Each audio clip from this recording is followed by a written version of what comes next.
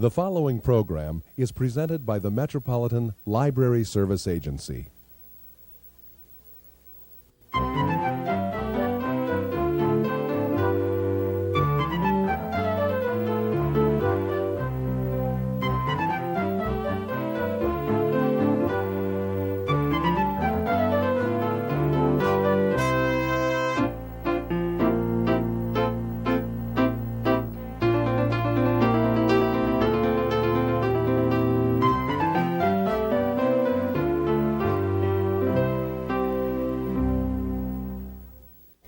Hello, welcome to All About Kids, a program focusing on the interests of children and young people and some of the issues affecting them.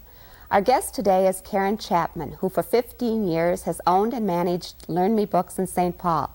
Her specialty is unique and unusual children's materials which reflect a wide cultural diversity.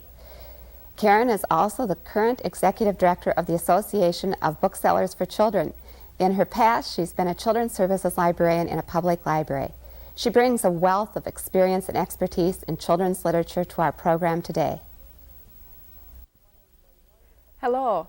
Today I'm going to talk about one of the wonderful things about children's picture books that I think we all too often forget about, and that's the art that is used and referred to all the time in books in telling stories to children. I'm going to show you some examples and hope that this gives you some ideas of what to look for when you go to find books, whether you use the libraries or develop your own collections. And I'm going to show you specific examples of pages with some designs and art that oftentimes reflects the culture that the book or the story is about. I think particularly now when children don't get as much time to look at art or to use art, picture books are an excellent source of where to get ideas and how to learn about different colors or techniques. One of my favorite books, Where the Forest Meets the Sea, is a book by Janine Baker, which is fairly new. It just came out within the last year. And it's a story about a rainforest. Last year myself, I was in the Amazon River, and when I came back home, I continually tried to tell people what it was like to walk along the river, to be in a rainforest. And when I saw her book, I was immediately right there again. She, in her technique, used and collected a number of things from nature, moss, sticks, some shells, bits of leaves, and she blended them with art forms. And she developed on every page an environment that pulled you right into it. And it's been just a visual delight to continually page through, whether I read the story or not, page through and look at the illustrations.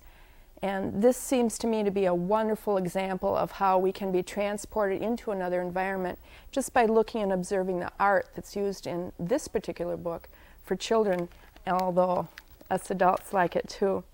Where the Forest Meets the Sea.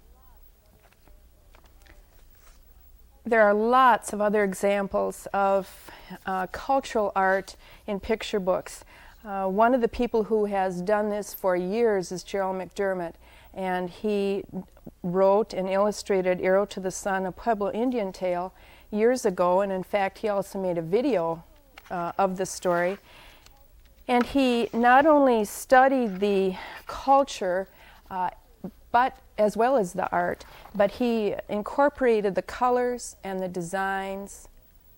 And when children look at this, there don't need to be very many words for children to absorb the sense and the feeling of this story. It's a story of a boy, and it's just a wonderful visual delight.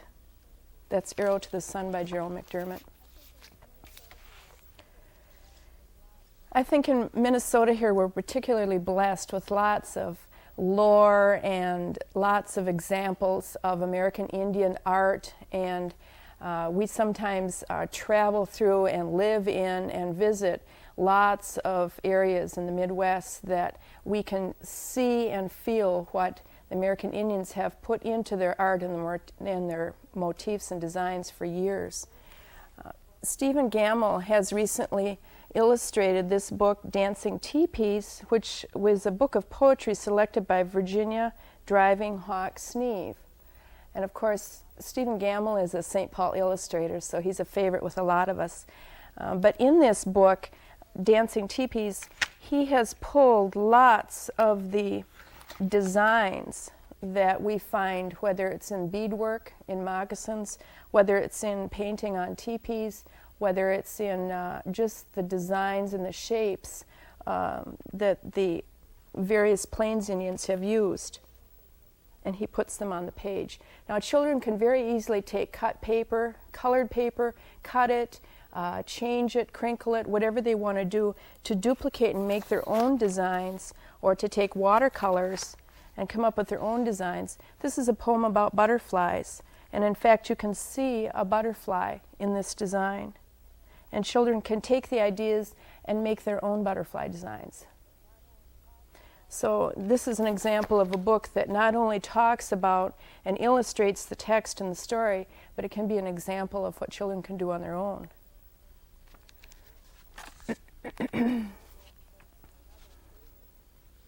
Paul Gobel is another favorite. He's illustrated and written a number of Plains Indian stories. This is one of his newer ones, Beyond the Ridge. He uses lots of detail, lots of terrain kinds of plants and animals and details. And again, whether it's the story, The Girl Who Loved Wild Horses, whatever the story is, his illustrations pull you into the environment.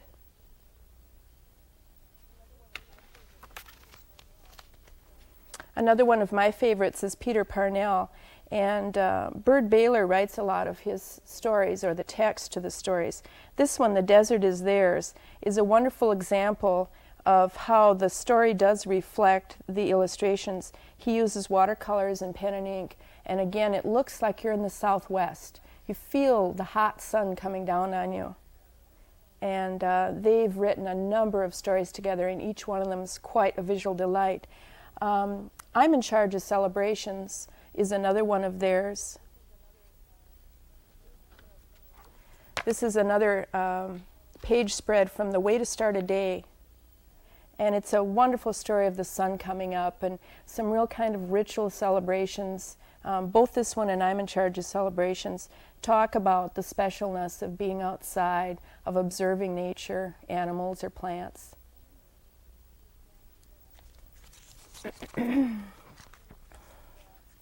Knots on a Counting Rope is one that is watercolor paintings illustrated by Ted Rand, and just the art alone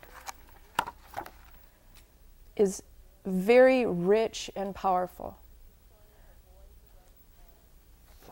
It's a story of a boy who runs a pony race, and he's blind, so it's quite risky for him to do it. And it's a story of how he runs the race even though he's afraid. And the watercolors here, you get the feeling of appreciating nature, respectful of nature. It complements the story very well. I think Mexican Indians, the Spanish natives, or the Mexican Indians have taken a lot of their designs from Spanish, but also from the Mexican area of the country. This is one, The Flame of Peace, that has lots of details, and if and when you travel to Mexico, you see these motifs and designs in the pyramids, in the rock formations, in the sculptures of the statues. And this book illustrates the Aztec calendars, is repeated in a couple of pages. And it's wonderful to look through the pages just for the artwork and the color, the use of design. Canadian, Yukon, Eskimo Indian culture is wonderfully exemplified in this storybook, The Children of the Yukon. And the illustrator has taken the sense of the sun going down or the sun coming up, the sky, the expanse of the sky, and used very simple drawings to convey that feeling of being outside. You definitely feel like you're outside.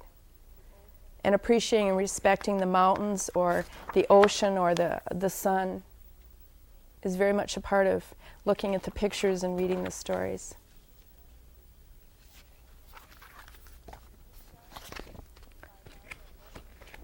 The Star Maiden by Barbara Esbenson is an Ojibwe story that was illustrated. She's here in Minnesota, and it's another visual delight because she's taken a lot of the Ojibwe designs and colors, and she's worked them into the edging around the pages or as well as the cover of the book. Ektomi and the Boulder by Paul Gobel is another Plains Indian story. It's one of his newest. And again, the vibrance of being out in the hot sun. It's a story of, it's kind of a trickster story of a man who wanted to put on all his finery to go to town. And of course, the sun was quite hot, so by the time he got there, he had to take off most of what he'd put on for decoration. It's a wonderful story, but the illustrations are full of the richness of where he was walking and what he was looking at.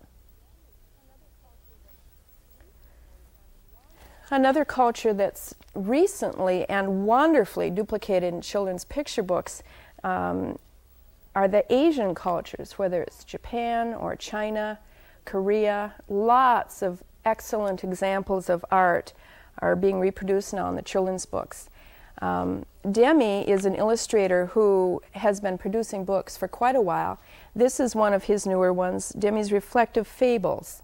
And the cover of the book is real eye-catching. It's got a mirror background behind the design of the dragon. And each page in the inside duplicates in some way the design and the motif, the simplicity, and yet the intricacy of the details of the culture that he speaks to.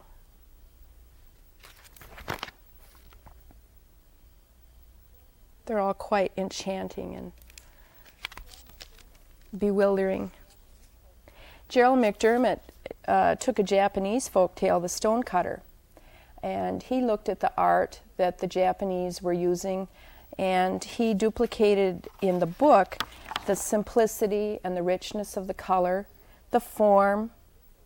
This is a traditional story of the stonecutter, but he's made it be quite visual and quite exciting, quite rich. Children love to look at the pages over and over again and just look at the art and the colors. Computers just don't do it quite the way that art and picture books can do. Taro Gomi is another Japanese illustrator. This is one of her newer ones, The Bus Stops. Coco Can't Wait is another story that's a favorite of mine, but the simplicity in the color is quite obvious in the story. This is kind of a hiding, find the missing whatever in each page. And this one, it's a bus that goes to the countryside. The bus stops near an old church. 2 sightseers get off. Can you find the fisherman? And the children look through all the designs, and 4- and 5-year-olds love to look at every little detail. And here is someone fishing down here in the lake. Here's another one, totally different colors. The bus stops at the edge of town. A salesperson hops off. Can you find the orange car? So the children look at the houses and they look at all the vehicles, and then they find the little orange car. So these are the kinds of things that you can almost make up your own text for as you page through a book.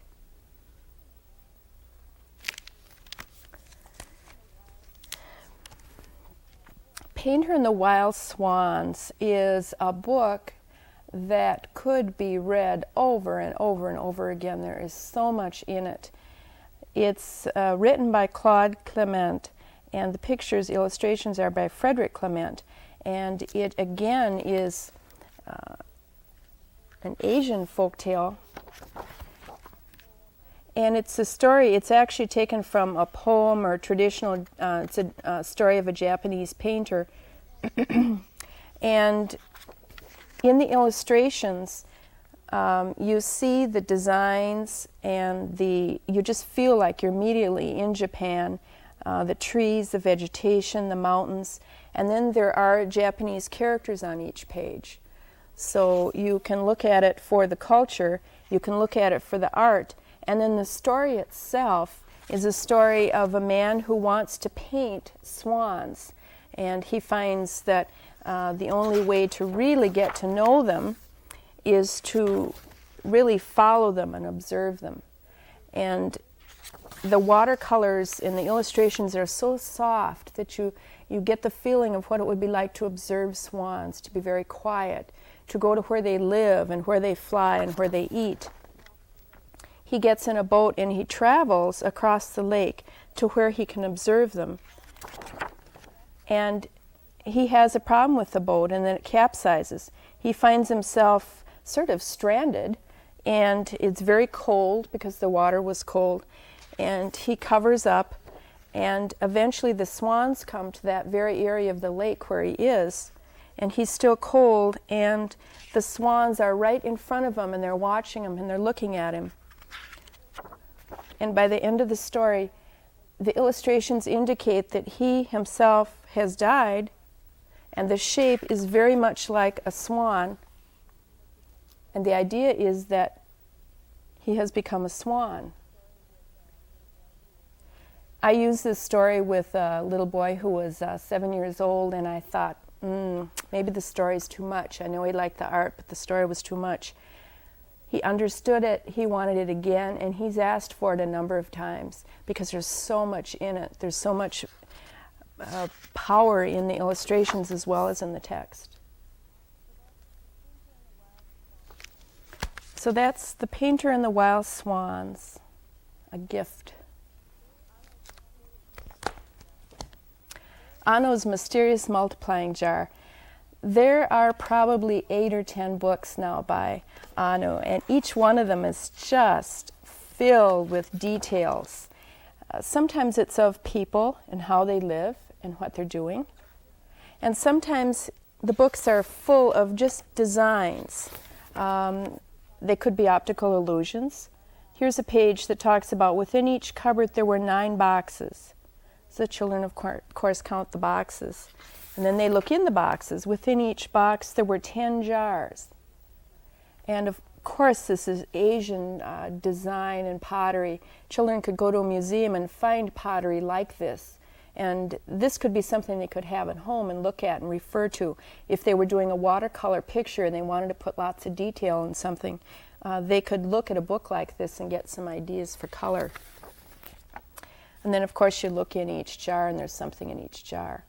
So this is an illustrator that is just quite gifted in putting together figures and designs and a bit of culture and concepts that stimulate a child's imagination.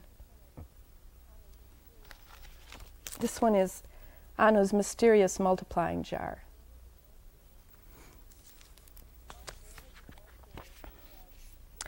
Molly Bang is an illustrator who has, in her story, The Paper Crane. It was also a Reading Rainbow book. A lot of the Reading Rainbow books are wonderful visual delights, and it's something I've really appreciated about how they collected and how they're using their books on television. The Reading Rainbow stickers are on a lot of their books now, so that's a good sign to watch for when you're looking for books. In The Paper Crane, she took the idea of paper folding and paper cutting, again, which is an Asian, it's not a craft, it's an art, and she's put it into this picture book story of, it's kind of a mystery story, a fantasy story of a crane who comes to visit and stay with and attract people to a roadside restaurant. By using folded and cut paper and then duplicating in the picture book, it gives it a three-dimensional effect. So it's a wonderful example of using medium together. Here's a page where the people in the area are dancing together in celebration, and you can just really see the vibrancy right there on the page.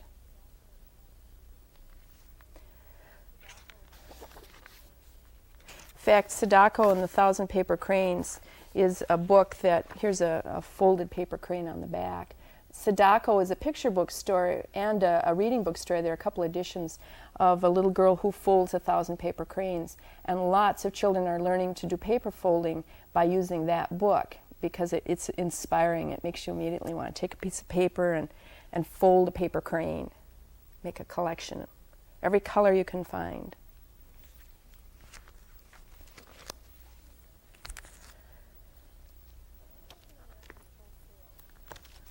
The African American folk tales that have been published over the last 8 to 10 years have been wonderful examples of the richness and the designs that come from Africa in a number of different countries and can be used in children's picture books.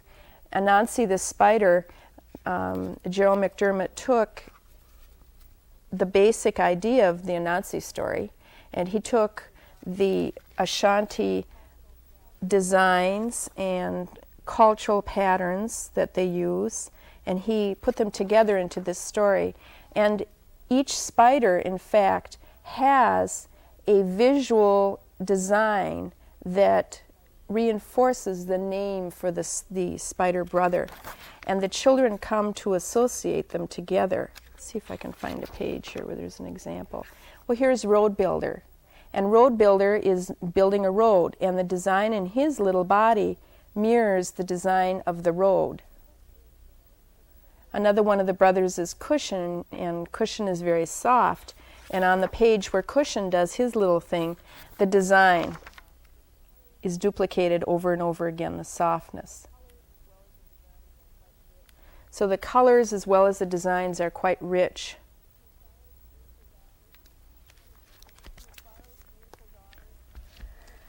Mufaro's Beautiful Daughters, one of the many African folk tales.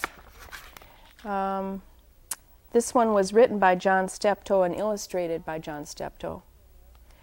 He's done a lot of Afro-American and African folk tales, books for children. This is one where he's really, again, studied the country that the story takes place in and brought back to the books the colors, the designs, the richness, and I feel like I'm in the country. There's a storm coming up in the back. Children love looking at this sort of thing at their own pace. They can stay on one page as long as they want to.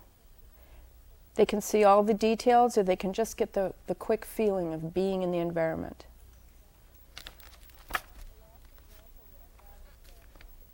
The last example that I have of the picture books for children is one called Mother Scorpion Country. It's one of the many books published by the Children's Press. They have published a number of books, folk tales from other countries, and many of them are bilingual. This one is bilingual in Spanish, and the illustrations are always quite rich. They're reflective of the country. The story is obviously of the country. And they started publishing a paperback, and now they're just publishing in hardcover.